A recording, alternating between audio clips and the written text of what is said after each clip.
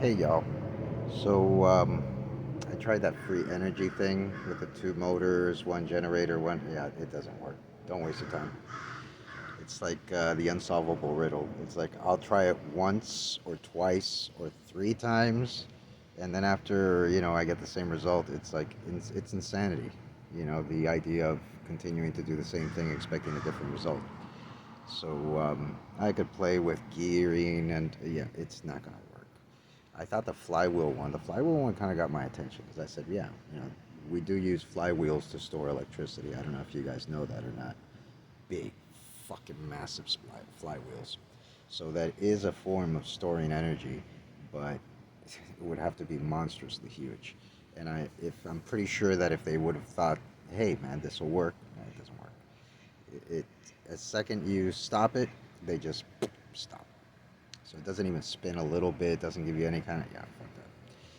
So this is not my method of free energy, by the way. My method of free energy doesn't use any kind of magnets or any of this goofiness or anything like that. When I say that the energy for it is all around us, I'll probably be giving a little bit too much away here, but it uses atmospheric pressure. So 14.4 pounds of atmospheric pressure should be enough to spin a turbine, right? So I got my 3D printer upstairs. I'm planning on printing this thing. I thought of this a long time ago, maybe like 10 years ago. The problem is that you come to the conclusion if you create free energy, they're gonna fucking whack your ass. I mean, you're gonna disappear. Like you'll have one moment, your 15 minutes of fame will be till somebody meets you out in the door with a shotgun or something. So you got to give the energy company something like in lieu of. So what I'm trying to do is develop a drive that, assuming that this free energy thing that I created works, use that, or you could use plutonium, neptunium, thorium. But the idea is to use electricity rather than to use propellant, because propellant is dangerous and stuff. I mean, electricity is dangerous too. I mean, if you got a nuclear generator in space, have fun with that. But look at Voyager 1 and Voyager 2. We could do it. It's possible. So when plutonium and neptunium has an amazing amount of energy, thorium, you can keep that going for a really, really long time before you have to get extra fuel. And the fuel is very small, so you could even keep it on board. But you're gonna have to use your imagination like I do because I don't have any graphics. But essentially, my concept for I'm calling it the caterpillar drive, and I think you'll understand why. So essentially, picture a cylinder, right? Let me see if I can get, yeah, there we go. So you got the cylinder, right? It's facing in this direction. Okay, now on that cylinder, you have these flywheels spinning. So let's say you have three flywheels, just for the sake of like not giving your mind too much to think of. Because in my mind, I'm seeing like the whole area filled with flywheels. Now there's a company called, I think it's QB, and what they have is a cube that uses gyroscopes to stand up on its side and to move around, and it can do all kinds of stuff. And what they do essentially is they spin up those flywheels and they stop them, and that stopping them creates a forward momentum, a forward thrust.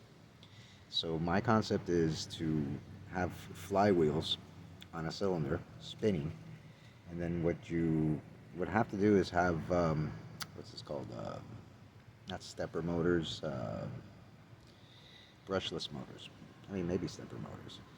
The idea would be to have them all controlled so that they all pause in the same direction and give you that forward thrust. So you got that in your head, right? You see the cylinder, you see the little flywheel spinning, they're spooling up, zzz, and they stop. That gives you that this forward thrust. So behind that, you'd have another array of the same motors, and they would be spooling up at the same time the other ones are. And then when this one stops and gives that forward motion, the back ones stop and give it a continuous forward motion. Then you have another array behind that, and another, and another, and another. So you can see why I call it the caterpillar drive. So each section, each tube would have the flywheels spinning, and then as they stop, they create the forward thrust, the next one, the next one, the next one, the next one, the next one. The idea, ideally, would be by the time you get to the last one, the front one's already spooling up again, and you stop it. And then again, it cycles through all this stuff. Now, originally I had thought about just making a huge one, but I think that the vibration of the will drive anybody nuts. So I'm thinking that you can soften that by, instead of having one large nacelle, have a nacelle composed of several smaller one of these. And yes, there would be nacelles. So Roddenberry did have it right. I take my hat off to you, bro. It would be kind of cool to build one. I'm thinking that the only thing I really need is a drone motor or a set of drone motors. Have them spool up with a flywheel, 3D printed flywheel, and then have the Arduino control them so they pause at the same time. It's basically using the electromagnetic field in reverse to stop it right there at the right spot. And that should, an array of these things, if you put it on like something with tracks and wheels and stuff, you should be able to see it move slowly, across the floor. And if that works, then again, you know, whatever amount of thrust that you get from it, multiply it till you get to the point where the thrust that you need. Now, the interesting thing that came to me was that using a Caterpillar drive like that with flywheels, as you begin to get faster, as you approach faster speeds, the flywheels, if I'm not mistaken, I didn't go to school to study physics or any of that stuff, but from what I understand, as you travel faster, the mass that you have increases. So velocity equals kind of gravity, right? So as you go faster, these things should gain more mass, to the point where it's like it might take a little bit more energy to spin them up and to stop them, but you're going fast anyway. So it kind of like the mass that you're creating through velocity, you're also taking advantage of that. As you go faster, the flywheels weigh more, so they are more productive. You might have to use more energy to get them to spin and slow down, but you're creating more momentum. So originally I wanted to call it a momentum drive, but or even an impulse drive, But I think that's how an impulse drive would in real world work. But it would be kind of cool to see Elon Musk, take off in a starship, goes out into space, and all of a sudden, like the Phoenix from Star Trek, 2 nacelles deploy, and you have that drive getting it to move. Again, I have no idea. I can't do the math to see, how much mass each flywheel has to weigh, and how much energy they produce, how much forward motion they produce in 0 Gs, and how you'd have to cycle them, what the perceivable, jerkiness is. Jerkiness is a technical term, by the way. But the idea again would be, if you do it in small enough arrays and you have them all cycle, so you'd have them going in different cycles, maybe even spinning around the tube. Excuse me. So you'd have these tubes, and you'd have them arranged around and stuff, so they kind of all give you that forward motion. So it should be done in a way that the passengers don't feel it. So I have no idea how much sensitivity there is. I mean, there'd be a lot of experimentation that would have to be done, and a lot of math to be able to figure out. I can't do any of that stuff. My gift is creative, visualizing shit. But as far as doing the math, I just didn't go to school for it. So it's a language I unfortunately don't know.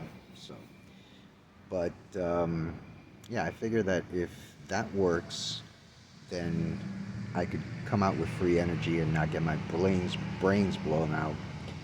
Because I could tell the oil companies, hey, you're not out of business. You're going into business with me. I'll cut you in for asteroid mining, and going to Titan, and getting hydrocarbons over there, and we're going to need all that equipment anyway. So I don't think the oil industry will ever die. I think it just has to adapt to working out in space and stuff. And we need all that equipment to mine asteroids and everything. So I figure give them a cut of that and, have them as allies. It's the only way you could make free energy. Outside of that, they'd come after you, they'd blow your brains out. It's a huge industry, and then economically too, you lose all those jobs and stuff. So you got to be able to not just create free energy, but you also have to create something to give them to fill in that gap. So I do think also that a lot of spaceships, future spaceships, will use a lot of plastics and stuff like that. I think that will be used for that always. Um, so we'll see. Anyways, this free energy thing, I feel dumb now for trying it out. And even my method of free energy, I'm kind of like, shit, could I be like the same thing as this jackass that invented this thing? It's like, yes, it'll work. And then it's like, it doesn't work, but he makes it work just to get clicks and stuff. Yeah. Yeah, don't do it. It's a waste of time.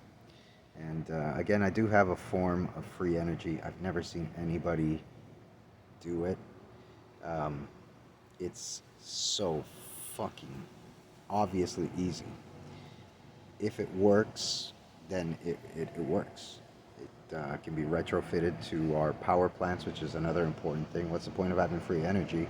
I mean, solar and wind and stuff, you can't adapt that shit to our power plants. With my system, it would be adaptable to any electrical power plant that has a turbine that uses steam. So nuclear power plants, regular power plants, everything could be adapted with this thing. But again, you have to be able to also create either a warp drive or some kind of drive, because now you have electrical energy for free. So you can produce this thing en masse, and if you have a propulsion system that uses electricity, the problem again is, stepper motors in space, so you'd have to build them a certain way. Maybe not even motors, maybe, because the first time I saw UFOs and the way they move, I said, they're using gyroscopes. Like whatever, like their gyroscopes, let's say they're 1,000 years ahead of us, would be 1,000 years ahead of whatever we have. So, but the herky jerky motions, I think that if you spool up a gyroscope or a flywheel, sorry, to let's say 1,000,000 RPM, and then, you know, use the gimbals to angle it and stuff, you might, in theory, be able to break the Earth's gravity. At least be able to use those gyroscopes to kind of like move in all the weird ways that they move. Yeah, I think it's gyroscopes. I mean, my idea would be using mercury, and you use magnets to get the mercury to rotate, which I've seen videos of it. It does work. Just a more sophisticated method, and eventually you don't have to worry about bearings or any of that stuff, and just get the mercury to rotate at, let's say, 1,000,000 RPM should do it. And then, like I said, once you got that spinning, the idea would be get it to stop. In my method, in their method, they're probably using like weird gimbals and stuff to angle it and get the ships to move around. But anyways, yeah, I tried the free energy thing. It didn't work. Feel like an idiot, and I'm gonna go upstairs and see if I can get my 3D printer working so I can do my method. See if that works. Anyways, peace. Peace.